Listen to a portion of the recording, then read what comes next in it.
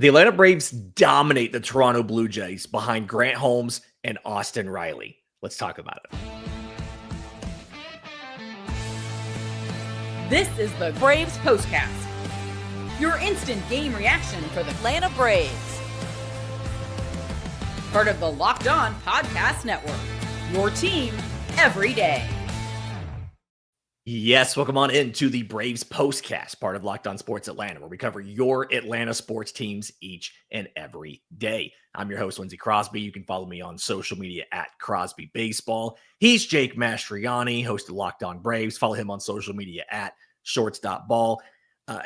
And Jake, I'm really excited that we get to not only talk about a win, but a dominant win. This is the Atlanta Braves team that we thought we were going to have all year. Atlanta takes down the Toronto Blue Jays 8-4.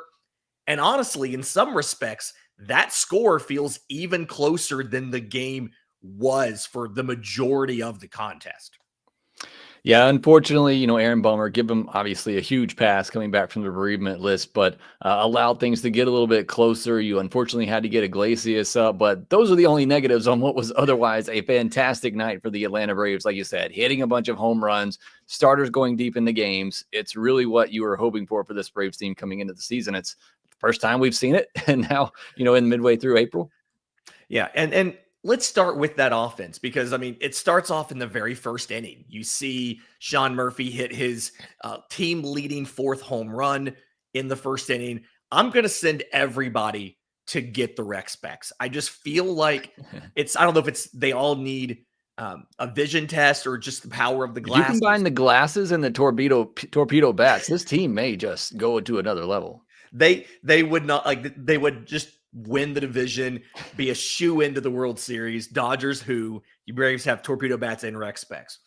But Austin Riley says, anything that you can do, I can do better. Riley has 2 home runs in this game. One of them's a no-doubter, 30-30. The other one's a 29-30.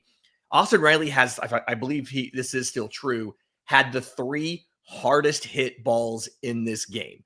109.8, 110.2, and 111.7. Ends up with 5 RBI.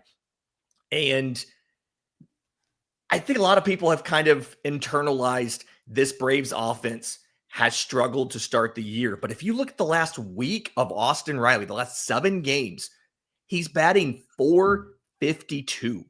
It feels like this is the Austin Riley that we were hoping for all season. He's finally here. Yeah, he's been great. Like you said, over the past week, he has multiple hits in 7 of his last 8 games. That's how you hit over 400 in a stretch like that. So he's rounding in the form. Look, I know we're not going to get into a lot. Matt Olson obviously has been crushing the baseball. He's got to be one of the unluckiest players, but I feel like he's been swinging a good bat. And even on a night like tonight, he didn't get any hits, but you know what? He had some great at-bats, earned a couple of walks. He doesn't seem to be pressing despite looking at a average below the Mendoza line. You get those 2 guys going, and I'm sure we will discuss this, but you get Marcell Ozuna healthy, and suddenly you got the core of your lineup that is supposed to absolutely mash. So, again, Austin Riley, after a little bit of a scuffle to begin the season where he just like he wasn't recognizing pitches, which is common early on in a season, not being able to recognize those good sliders out of the hand. But now he seems to be on time, picking up those pitches, crushing the baseball, exactly what you expect from Austin Riley, who I know I thought that. I think you and others were on board as well. I thought this could be the year for Austin Riley. I know he's had good seasons, but I thought this could be the year where maybe he's the best player on the team. Yeah, he's had seasons before where he was that 5th place MVP finisher, 6th place maybe at best, and it felt like if everything clicked, this could be the year. He has that dad strength now, the multiple kids and everything. It felt like this was the year where he ticked over and could have been one of the favorites to win it. And if he continues at the pace he's hit this week, you could absolutely see how he could get there. You mentioned the Marcell Ozuna thing. Let's touch on that real quick. Obviously, Marcell Ozuna came out of the Rays game yesterday with a hip pinch. I don't think the team, it wasn't serious enough for the team to ever give us that official notification of why he was removed. But it was serious enough where they sent him back to Atlanta for an MRI.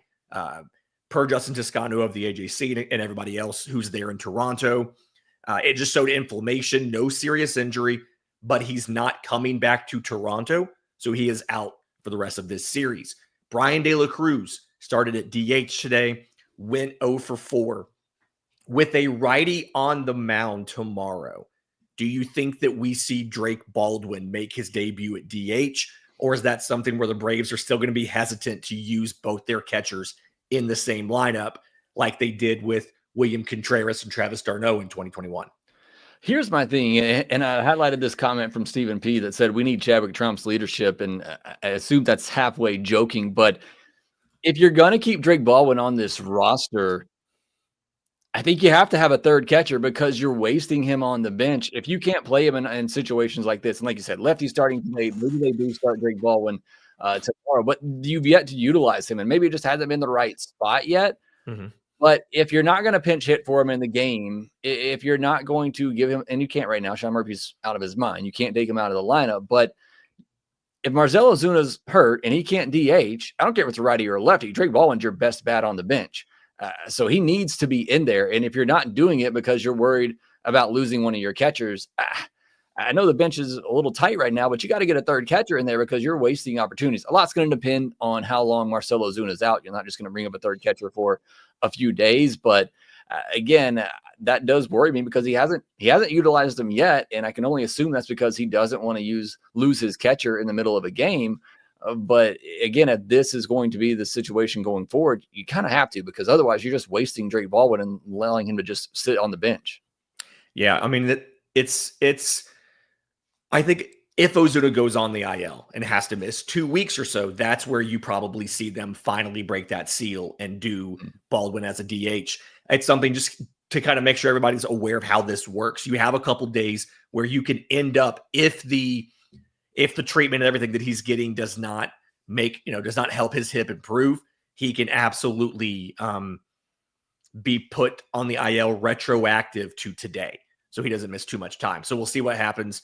But you're playing, in essence, a man down for the rest of the week because you don't have your designated hitter, but he's not on the IL yet. And we saw this last year, right? We saw where they would pull somebody out of the lineup for a week and they'd never hit the IL. I think, was it Riley that was gone out almost 2 weeks of games, but never went on the injured list?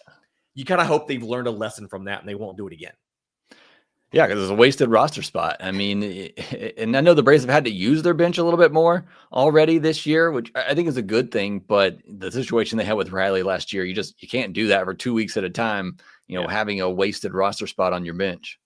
Yeah, and just to kind of clarify for everybody on how this works, if you lose your DH during the game like that, you have to either pinch hit or the pitcher has to go up to bat. So that's that's the issue here. So that happens to one of your catchers and you move Baldwin or whoever's DHing over to catcher. Now you have to use pinch hitters or you have to let your pitchers hit.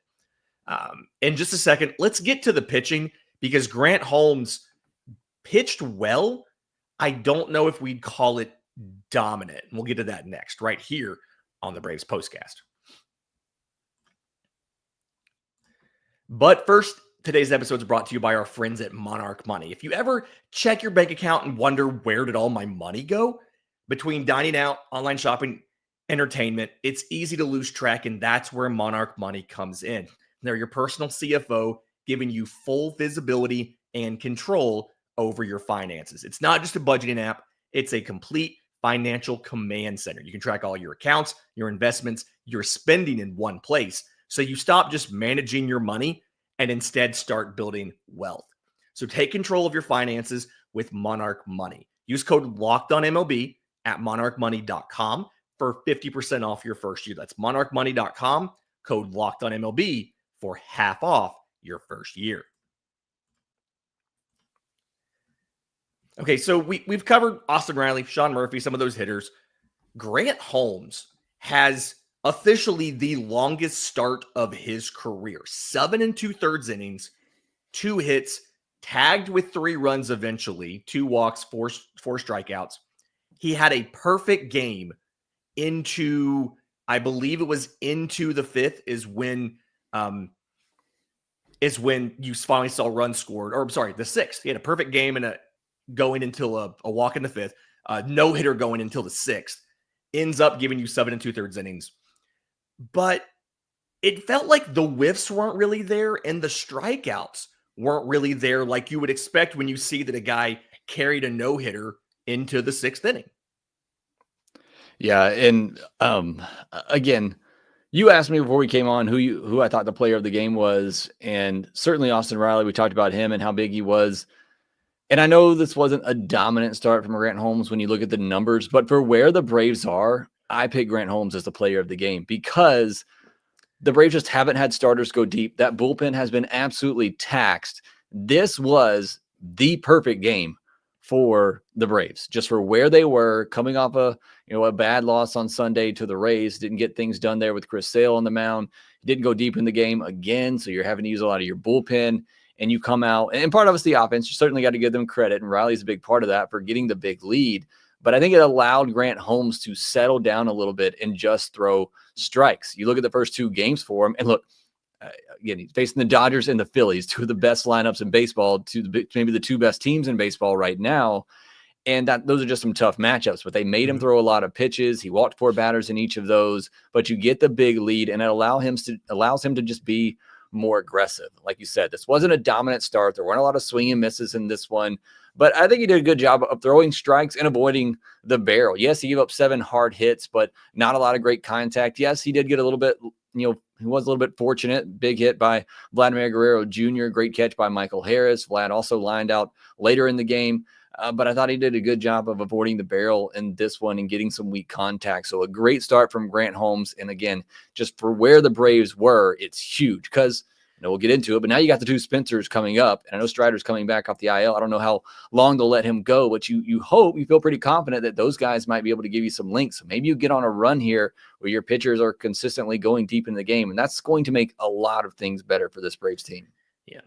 I know that we had both talked about it, I actually think today on our respective shows, but everybody not named Spencer Schwellenbach was averaging 5 innings or less in their outings this year. So getting this, being able to, like you said, take that break from the bullpen, hopefully you have some more of that between Schwellenbach and Spencer Strider the next couple of days.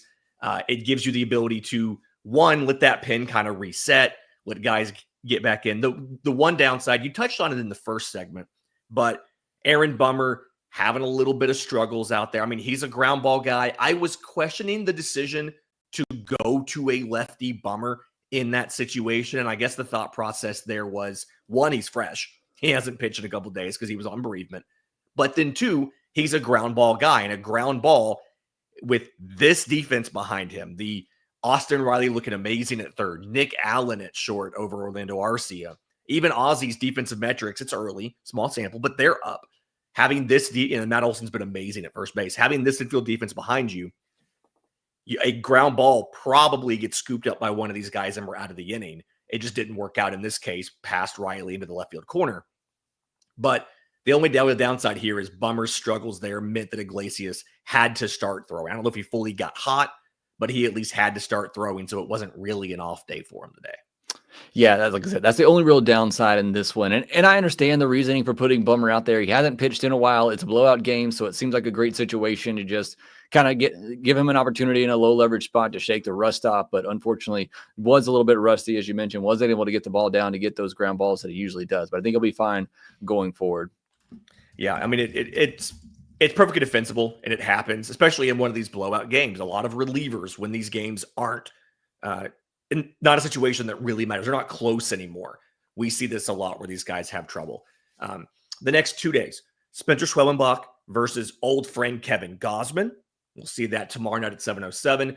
And then you alluded to it, Spencer Strider making his return in the day game on Wednesday, 1:07 p.m. versus Chris Bassett. Strider went about 90 pitches, exactly 90 pitches in his last start in Gwinnett on Thursday. He'll have one extra day of rest. Schwellenbach's on normal rest. Also, heads up for everybody, tomorrow's Jackie Robinson Day. So you'll see everybody wearing the number 42 and everything like that. This has been the Braves Postcast for Monday, April 14th. Again, Atlanta 8, Toronto 4 to open the series with a win. They're going for their first back-to-back wins tomorrow. Spencer Schwellenbach on the mound versus Kevin Gausman. Do us a favor. If you're listening on audio, subscribe to the channel. Leave a 5-star review. Google, Apple, Spotify, whatever it might be. If you're on YouTube, subscribe, hit the notification bell so you know when we go live for tomorrow's episode so we can talk about getting that back-to-back win. Until next time, this has been the Braves Postcast.